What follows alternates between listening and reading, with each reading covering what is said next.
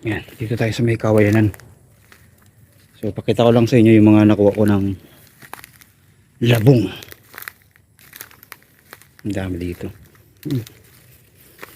Naputol ko na. Sarap to. Ayan.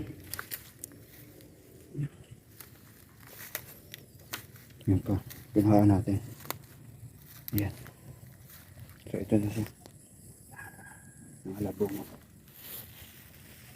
Tapos dito meron pa. May 3 pa tayo dito kinuha. Bali 7 pala to. 7 yung nakuha ko. Dito naman natin nakuha yan. Ayan. 3. Ang lalaki. Mas madami pang tumutubo. Ayun.